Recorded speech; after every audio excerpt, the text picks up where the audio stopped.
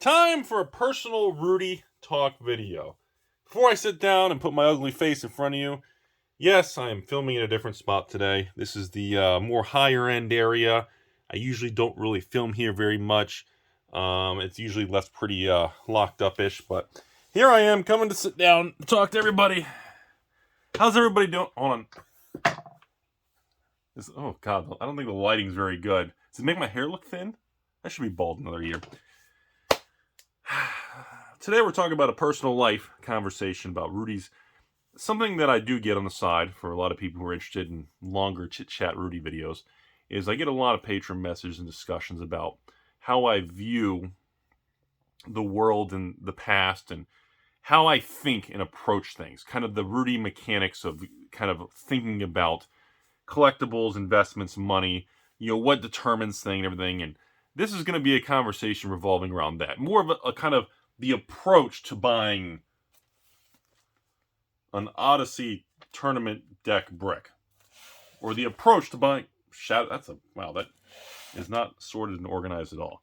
So, today's conversation is more on how the pros and cons of kind of my approach to a lot of things in my personal life. And yes, the money and the long-term wealth creation and accumulation is obviously a pro because, money doesn't make you buy, doesn't make you happy, doesn't buy happiness.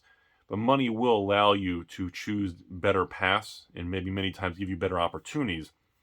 And that utility of money can help you really make better choices that can lead to a more fulfilling and happier life. That's kind of my outlook.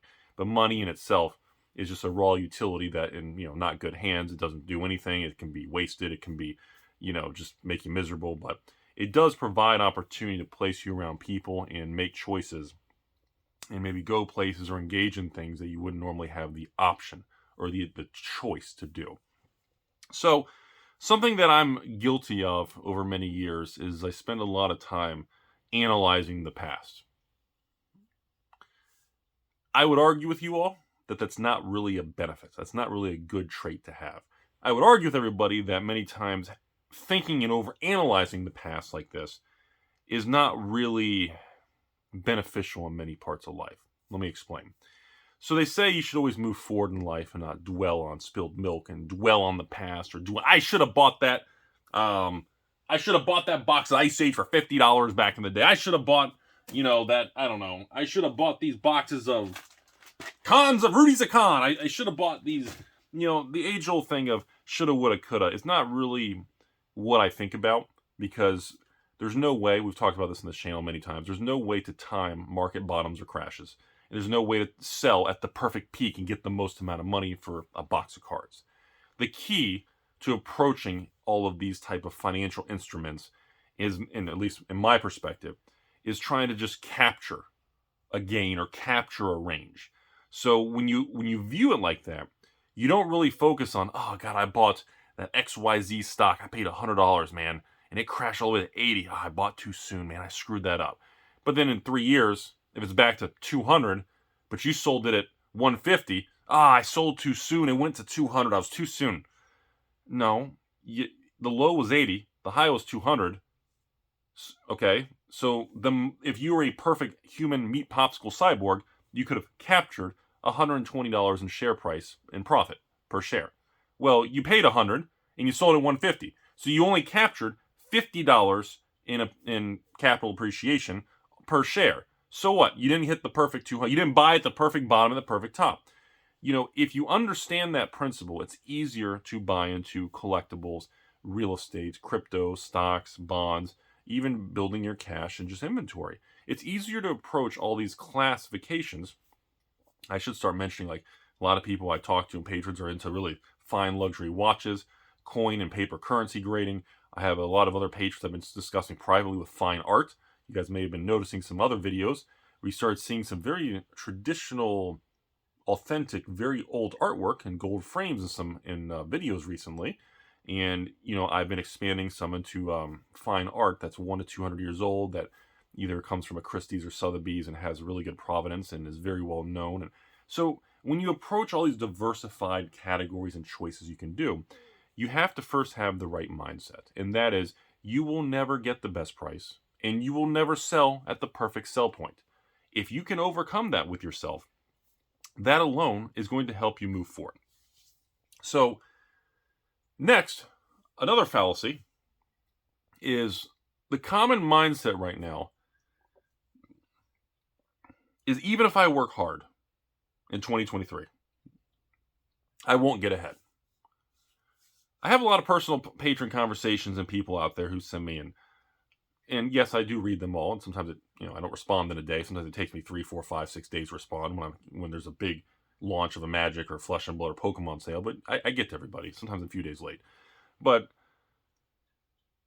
there is a thing right now because of the wealth divide and the wealth gap in the United States. I can't speak for the rest of the world. I'm not that educated in the rest of the world. I still haven't had my traveling the world years. I'll do that when I'm older.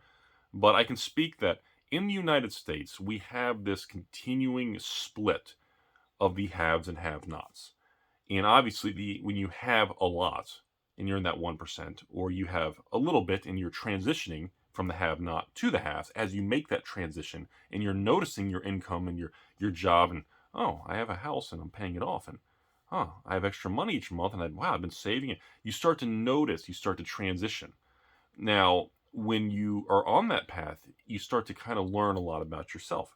When you don't have much, when you're in the have-not category, your view on collectibles, investments, the term investing, assets, and just overall your handling of money will be very different than the person who's already at the top 1%.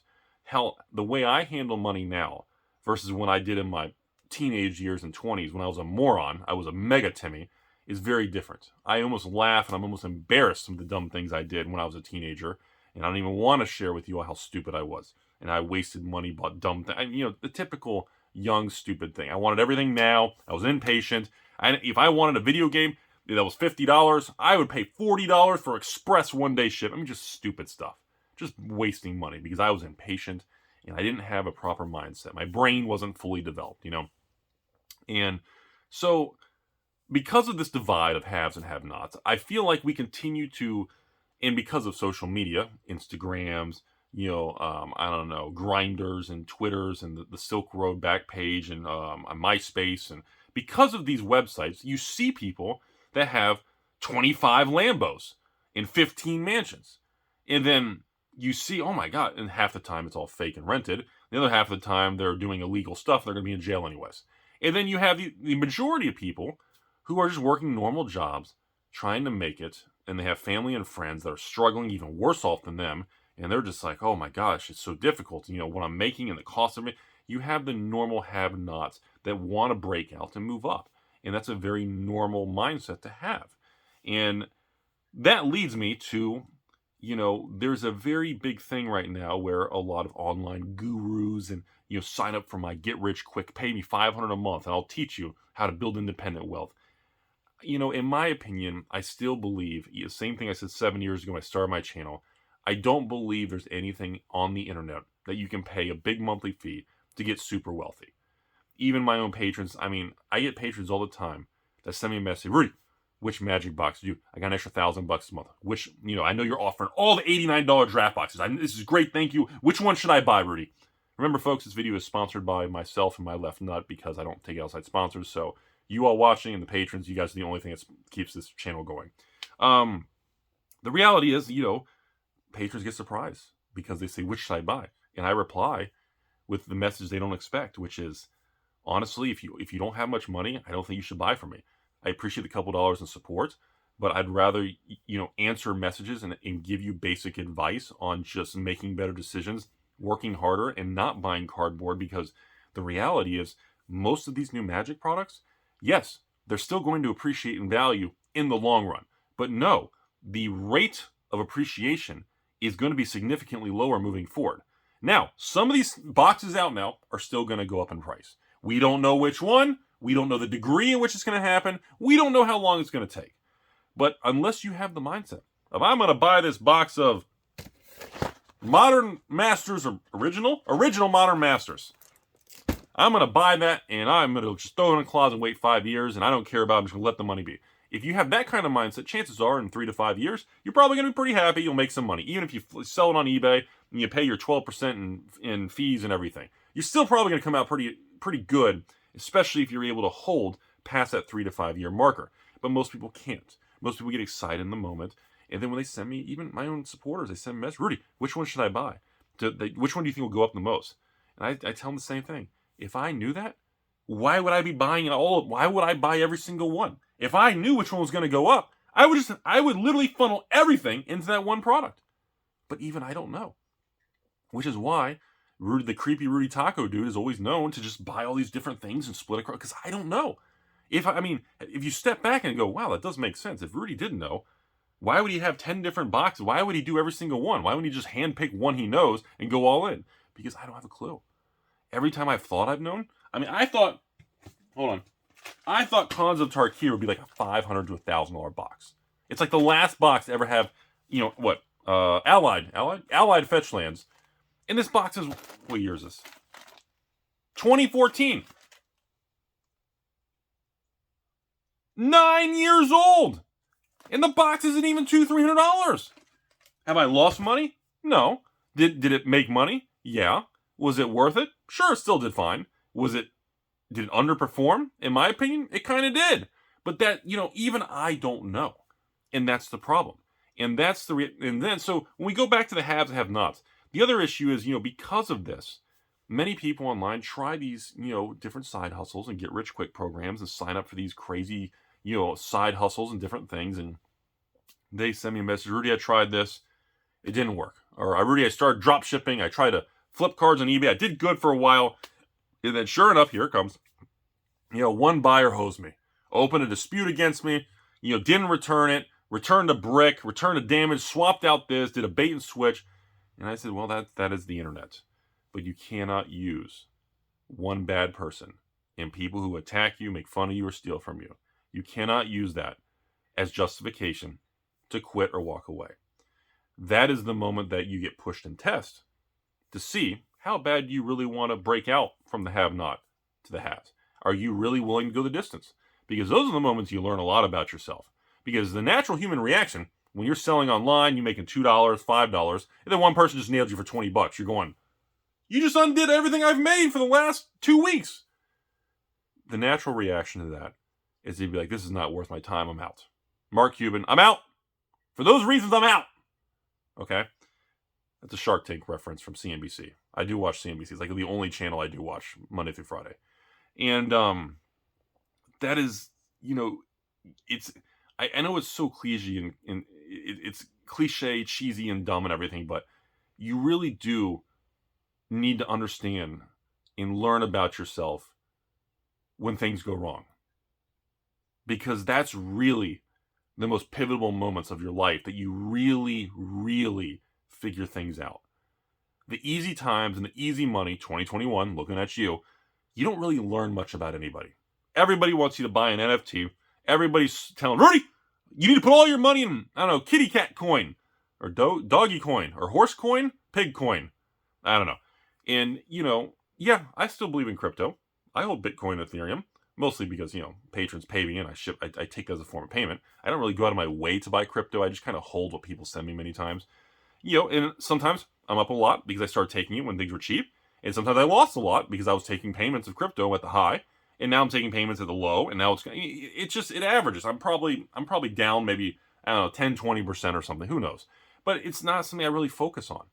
And the thing is, these things are not going to make you a multi-millionaire, billionaire.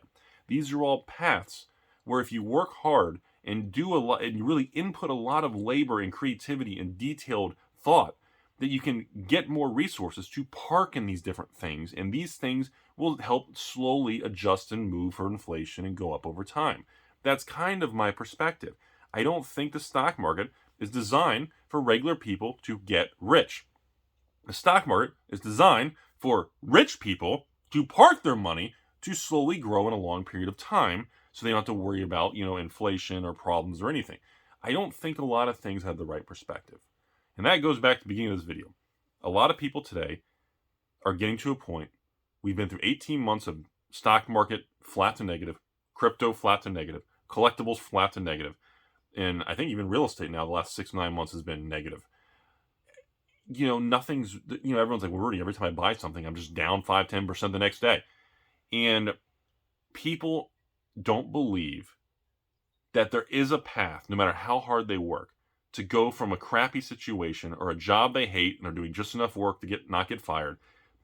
The human mind wants to tell you there is no way for me to bridge that gap. People are in a mindset that they don't think there's a path forward. There is no way for them to get ahead.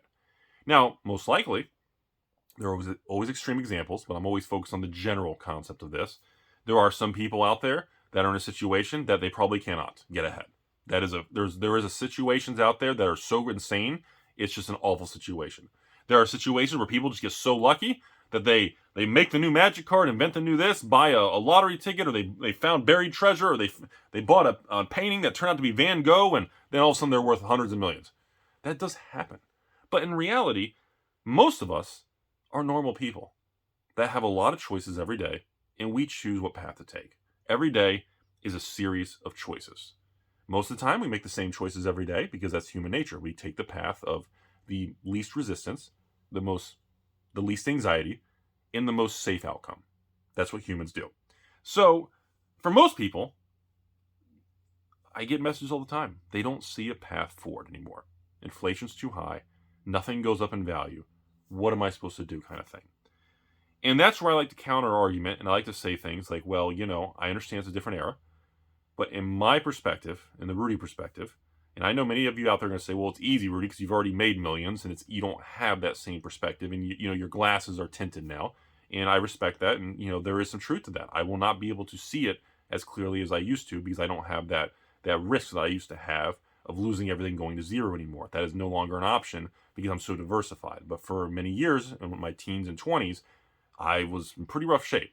So the reality is the biggest thing you can control is that day-to-day choice in how much you want to work. You can't control anything else. I can't control no matter what people think Rudy's pump and dump and this and that on collectibles or stocks, or I'm pumping this card or this box or this game. No matter what the internet mindset may be on the social media flavor of the week, the only thing we can really control is how much work you're going to do. And what you're going to do with yourself, how you're going to treat your own body, how many hours of inputting labor you're going to put into the machine, and how much, actual utility or money comes out of that machine. Because when you're not filthy rich or wealthy, it's very simple, okay? And that is, you don't have the resources, but most likely you have a lot of time. You need to input as much time as you can to convert it to as much resources as you can to build a foundation, a roof over your head, and get ahead and build a safer, better future for yourself, because you're greedy, just like me, and of course your loved ones, family, maybe your children, your future generation. That is kind of the outlook of it. That's how I view it. We've all been in situations in our life, unless you're a trust fund kid or something, which I'm jealous. I wish I had that. It would have saved me a lot of heartache. But I mean, we've all been in situations where we have periods of our life, we have a lot of time. And it's up to each of us individually to determine how much time we want to exchange for money or resources. And then take that money, which is a utility, and take that utility and build something, exchange that for something, or put it into something that can either generate more money or adjust upwards in value long term. That is the basic principle of economics and finance 101, at least for the fantastic, somewhat financial degrees and universities I went to in Florida. I guess they were good. I liked it. I thought it was good. And that zooms me back to the final part of this video. And that is one of the downsides of my personal thought process and overanalyzing everything, and it's my brain uses it against me many times. And one of my weaknesses in this world is I overanalyze the past. And I don't think it's a healthy thing to do many times. I do that with family, jobs, careers, ex-girlfriends, investments, cars, houses, collectibles, anything I buy and sell, everything. Any category, the same concept applies. So I consider that many times a net negative because you're dwelling on the past. You're not moving forward and letting it go. Let it be, right? The Beatles. But I like to take that and I like to place myself back And I like to ask myself, what did I do wrong? And I like to pretend I'm in that situation, and I try to clear my mind and put myself back in 2008, 2012, 2014, 2016. I like to place myself back in these situations, think about what was going on in the world, the stock markets, the collectible markets, the crypto markets, the real estate markets, what interest rates were, and what the perspective of the talking heads on CNBC, the news media, and the news cycle was. I like to try to replace myself in those situations, and I like to try to say, okay, I'm back in that situation. Why is it that when I was sitting in that restaurant and these two people were talking about Bitcoin hitting $10 a coin, why did I make fun of it and just say that's stupid, no one's ever going to do it? And yet now I've been, involved with crypto and taking payments in crypto for years now. What changed? Why was I so negative? Why was I not open-minded? And what did I miss in that moment? Was it because I just went through 08? And this is 2012, 2013 or whatever. I don't remember what year it was. And at that time point, they were talking about pricing and I was just so negative from 08 because of the crash. So I was not open-minded.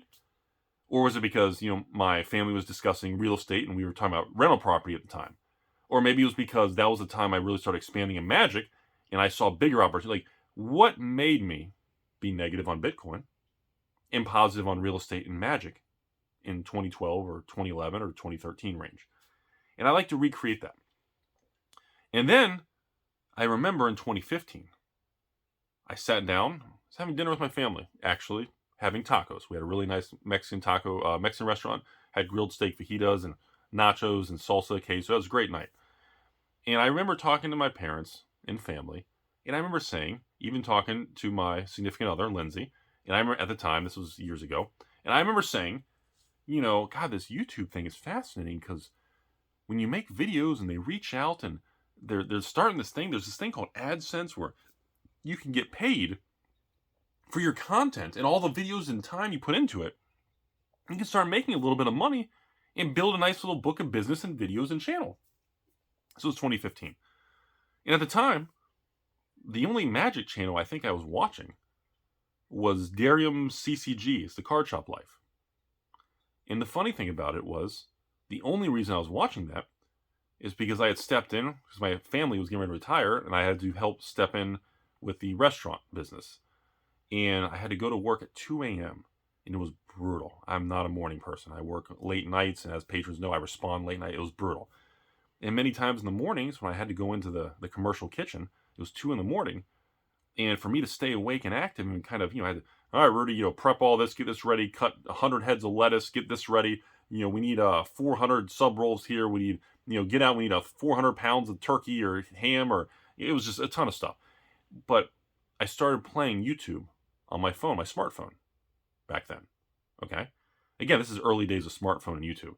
So I started playing YouTube, and I started playing Card Shop Life in the morning and watching and listening, and I felt like I mentally got to be a part of like owning a card, being a part of a card store.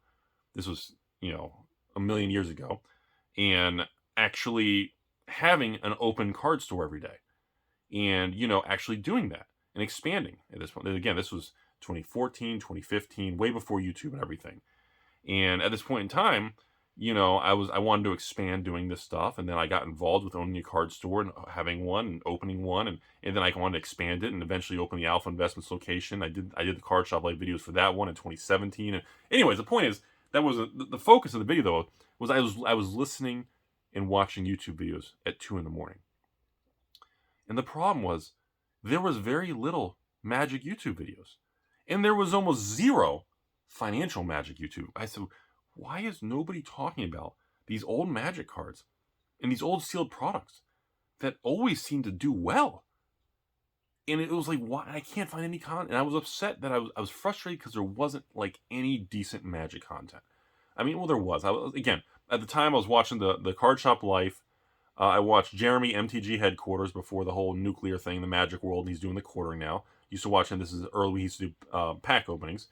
I used to watch Wedge of the Manosaurs. We do all the spoiler videos and the fun stuff like that. And of course, Brian, Tularian Community College, and a couple other smaller channels and fun things, which I don't remember what they were. This was 8-9 years ago. I used to watch some of these things in the morning, but again, every morning, everybody didn't post videos every day. Usually everybody posted one video every couple days. So if I'm working for hours, there's only like 10, 20 minutes of content for me to watch. So, and I started getting fascinated with it. And this brings me back to the thought process.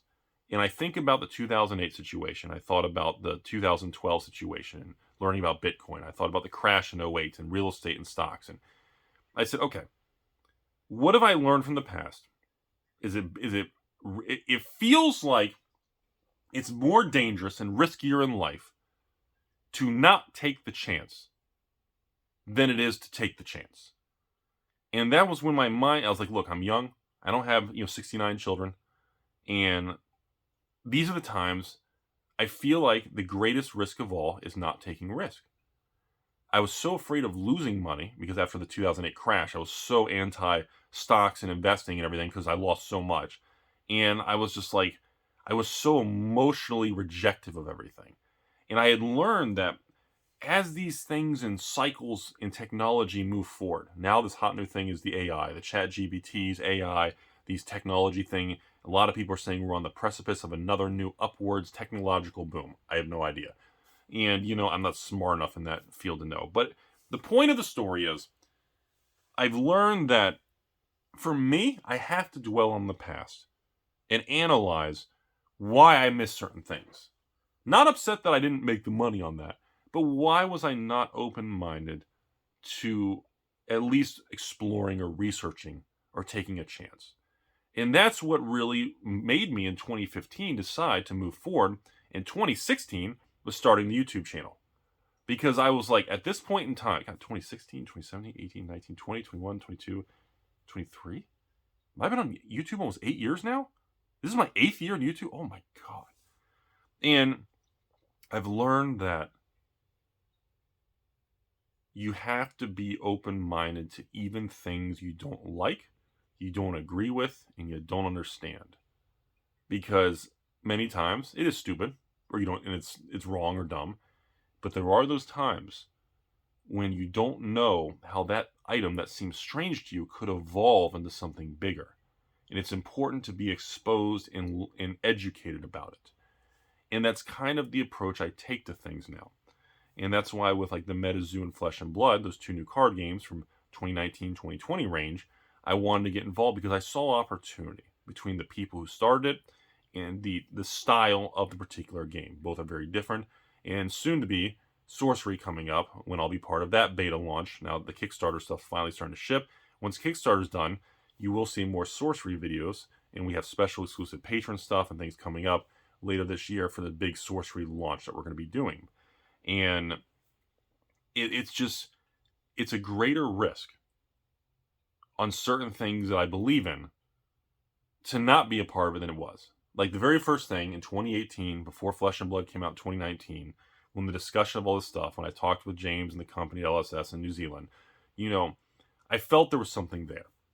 And I felt there was a greater risk of me not being a part of Flesh and Blood than the risk of me being a part of it, and it fails, and everybody just makes fun of me on the internet, and, oh, Rudy did that, he pumped and dumped it, I can handle that. There's always a scandal and a news thing, or Rudy's guilty of this or that. Rudy, did you see that other YouTuber? They're guilty of that this time. There's always going to be the news cycle of drama and who's attacking who.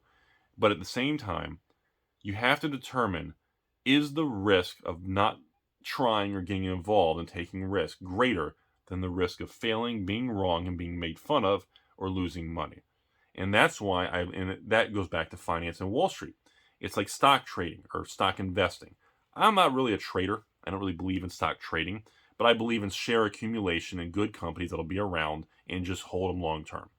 And mostly if they collect dividends or growth or whatever it may be.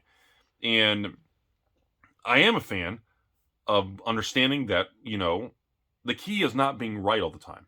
You're always going to be wrong. We are all human meat popsicles. We're getting towards the end of the video now. But the key is to just be right more than you are wrong. As long as you can get more things right than wrong, you will come out a net ahead. And that's kind of my mindset. So when people still bash me, oh, Rudy, you see how much that Monarch dropped? Rudy, do you see those magic boxes you sold and they've gone down? Rudy, did you see the reserve list is down 30% from its high? It's your fault, isn't it? You're always going to have people who just don't like you, who are going to take any little opportunity to say, I knew he was scamming or he made this. There's always going to be that, no matter what you do. And you have to understand, being an internet YouTube person, that is part of the business. And the fact that I try to make money by selling products, carrying the magic stuff, magic Pokemon, Weiss, Metazoo, Flesh and Blood, soon to be the One Piece expansion, I'm going to test it, and of course soon to be Sorcerer. I mean, there's so many products. You know, I still do Force of Will, but they just don't release a lot of products, and it's really tough to get. That's part of the core category. And I always find that intriguing because I still get patrons over the years that say things, male and female patrons, that actually say, like, Rudy, I want to do a YouTube channel. I made a couple of videos, and, the woman would say, I'm getting a bunch of creepy messages from dudes, and I don't know if I want to be made fun of and done this. The guys will put videos on Rudy. Everybody just says I'm a bunch of idiots. I'm a Timmy. I'm doing this. I'm a loser, this and that. Same thing. I see that stuff all the time. And I say, look, if you really are serious about doing YouTube or social media, you usually have to give it a solid 6 to 12 months straight of truly 100%. Most people will tell you, oh, I gave it my best. But most people truly don't give it 100%. They like to say that and pitch that. But most people who are going to listen to this video in their life do not give everything 100%. You may give it 70%, maybe even 80 or 90. But most people out there and everything in life, it is very, very rare that someone really pushed as hard as they could to the point where they were so tired, they were just like, I got to go home and rest. I'm exhausted. I can barely do it anymore. I can barely lift that box of tacos, Rudy. That's pushing it to the limit. 99% of people will not and ever, they do not, and will never go that level. I'm not saying that's the only way to make it, but I'm just saying I think everyone should at least experience that. So that's really where it is. And if you want to be social media YouTube or anything, it comes with it's par for the course that people are going to send you nasty things. They will hate you, they will threaten you, and they will come up with things that are beyond your wildest imagination on what you're involved in or what you're connected with, what company you own, who you work for. They will come up with the craziest things. That is the modern day internet. And you layer on social media, and you just literally have a bunch of tacos and people running around like crazy. And that is the modern era. I hope you enjoyed today's speech. I think the takeaway is it's important to learn from mistakes. It's important to not overly encompass yourself in drama in the negative news cycle, because it limits your thought capacity and it blocks out things you should be learning about. Instead of watching that MIT lecture on how finance and banking systems work from a Harvard Ivy League school for free, instead of watching an Ivy League lecture for free, you're over here watching some news alert of two people angry or someone's accusing them of doing something wrong. Because the human brain likes drama. The human brain doesn't want to put work into learning. And that's, in a long time frame, those kind of decisions and those different type of choices make a huge difference. Hope you learned something today, folks. My name is Rudy. Thanks for listening. I appreciate the honor and privilege to discuss news cycles, pump and dump your ex. Hope you learned something. As always, here's a picture of my penis.